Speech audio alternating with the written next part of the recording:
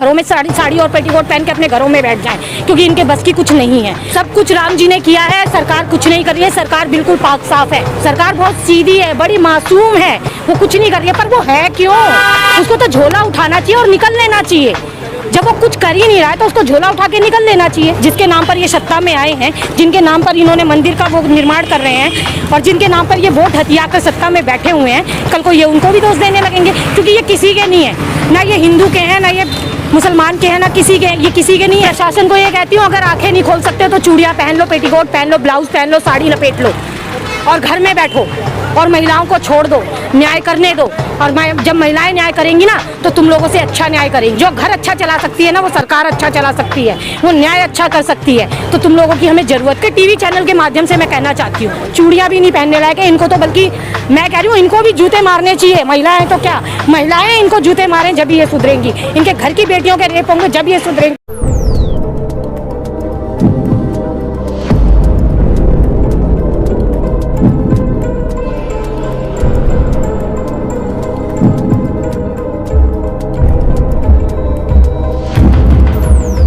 मैं रेणु शर्मा और दिल्ली से हूँ, मैं शाहदरा दिल्ली से। सवाल आपको? जिस तरह से दिल्ली में बलात्कार के मामले बढ़ते जा रहे हैं, वो भी दलित बेटी के साथ। देखिए, सबसे पहली बात तो महिला जो है वो दलित नहीं है, वो ब्राह्मण नहीं है, वो हिंदू नहीं है, वो मुस्लिम नहीं है। महिला एक महिला है और महिला जब एक महिला है तो आप लोग उसको धर्म, जाति और उससे क्यों टारगेट करते हैं? जब बात महिला सुरक्षा की आती है तो सबसे पहले वो महिला है, चाहे वो दलित की बेटी हो, ब्राह्मण की बेटी हो, क्षत्रिय की बेटी हो, सबसे पहले उसे सुरक्षा मिलनी चाहिए। सुरक्षा करने के लिए हम क्या कर रहे हैं? हमारी सरकारें क्या कर रही हैं? ये प्रोटेस्ट कर रही हैं, ये धरने किए जा रहे हैं, इनसे क्या होगा? ये तो हमेशा से 70 सालों से ये धरने प्रोटेस्ट हो रहे हैं, पर क्या महिला सुरक्षा के लिए कुछ कड़े नियम, कुछ कड़े कानून बनाए गए क्या? किससे न्याय मांगने जाएगी बेटी? जिस तरह से महिलाओं के ऊपर अत्याचार हो रहे हैं देश में, इसका जिम्मेदार आप किसे मानते हैं? हमारी न्याय व्यवस्था को, हमारी सरकारों को। सबसे पहले जो हमारी न्याय व्यवस्था है ना, एक बेटी के साथ रेप का बलात्कार का केस होता है ना तो कितना लंबा खींचा जाता है, जबकि रेपिस्टों को तो सरेआम फांसी देनी चाहिए। अगर आपने 1 को या 10 को भी फांसी दी ना तो आधा समाज वैसे ही सुधर जाएगा।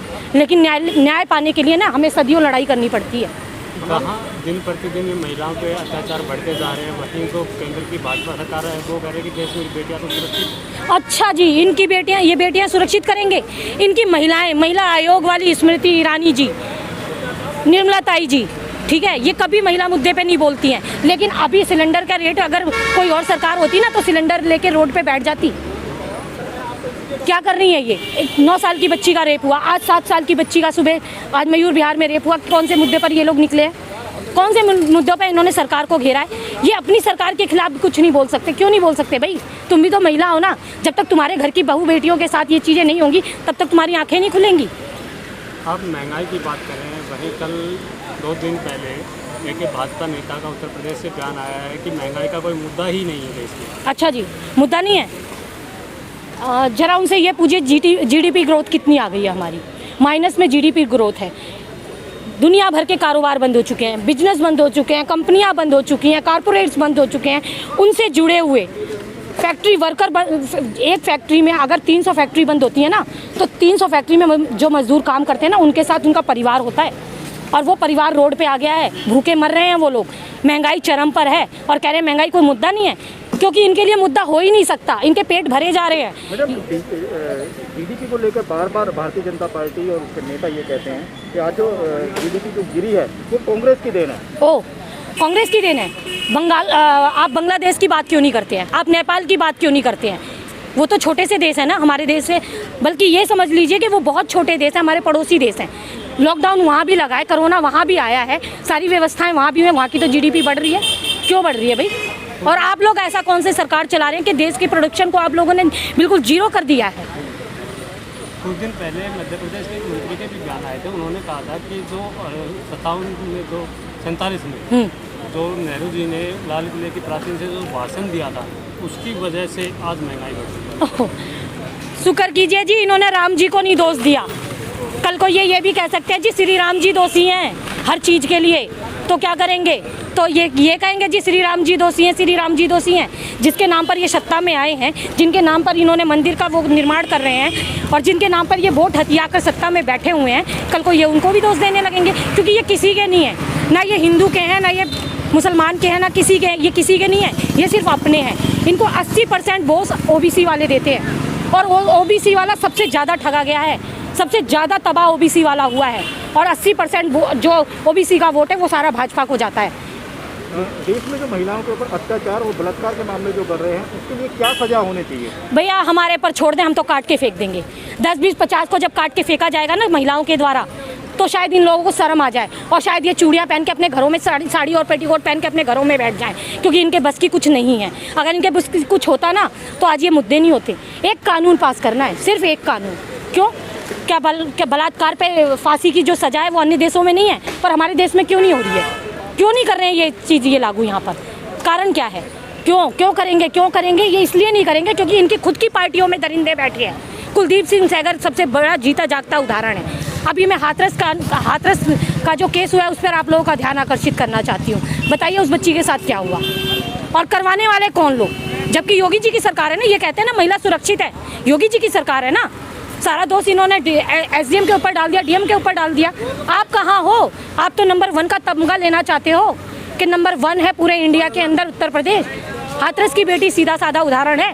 क्यों नहीं न्याय मिला उसे? क्यों उसकी लाश को ऐसे अंधेरे में जलाया गया और वो भी निगरानी में, पुलिस प्रशासन की निगरानी में? तो किससे न्याय की उम्मीद मांग रहे हैं आप?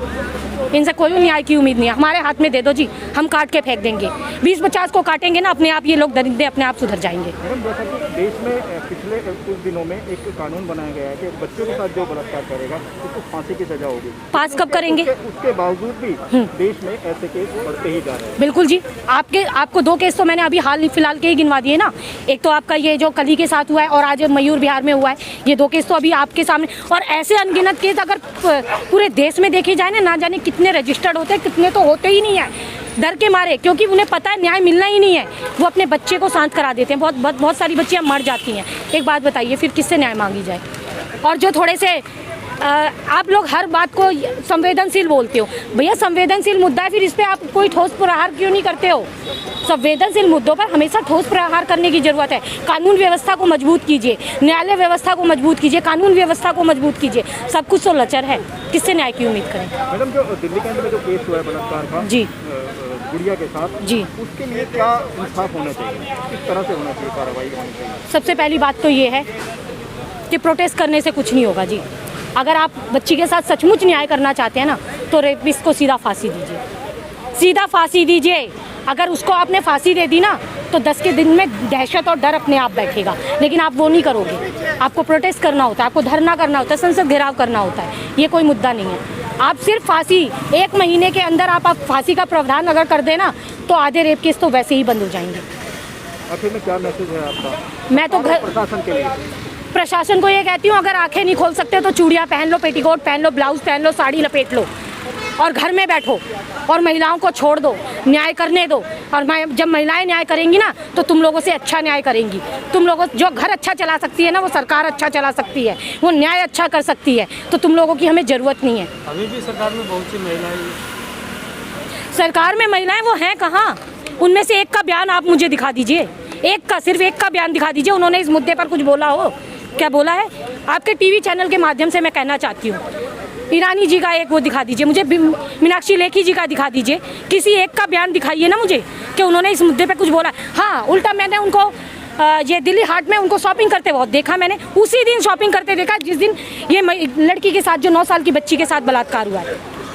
वो वहाँ पे हाट में, दिल्ली हाट में शॉपिंग कर रही थी सारी की सारी महिला आयोग की जो महिलाएँ हैं भाजपा की। तो आप बताइए उनसे न्याय की उम्मीद करेंगे? ये लोग चूड़ियाँ भी नहीं पहनने लायक है। इनको तो बल्कि मैं कह रही हूँ इनको भी जूते मारने चाहिए। महिलाएं तो क्या, महिलाएं इनको जूते मारें जब ये सुधरेंगी। इनके घर की बेटियों के रेप होंगे जब ये सुधरेंगी, इनके घर की बच्चियों के रेप होंगे जब सुधरेंगी ये, उससे पहले नहीं सुधरेंगी। मैडम, जब भारतीय जनता पार्टी सत्ता में नहीं थी और कांग्रेस जब पेट्रोल के डीजल के दाम बढ़ाती थी तो ये सभी महिलाएं रोड पर आ जाती थी। आज देश में महिलाओं के साथ बलात्कार हो रहे हैं, बच्चियों के साथ बलात्कार हो रहे हैं, क्यों चुप है? क्या कहना चाहते हैं इनके लिए आप? इसके लिए राम जी दोषी हैं जी। महंगाई राम जी ने की, पेट्रोल के दाम राम जी बढ़ा रहे हैं, सब कुछ राम जी ने किया है, सरकार कुछ नहीं कर रही है। सरकार बिल्कुल पाक साफ है, सरकार बहुत सीधी है, बड़ी मासूम है, वो कुछ नहीं कर रही है। पर वो है क्यों? उसको तो झोला उठाना चाहिए और निकल लेना चाहिए। जब वो कुछ कर ही नहीं रहा है तो उसको झोला उठा के निकल लेना चाहिए। सरकार ऐसे चलती है क्या? 70 सालों से सरकारें कैसे चलती है हमने भी देखा है।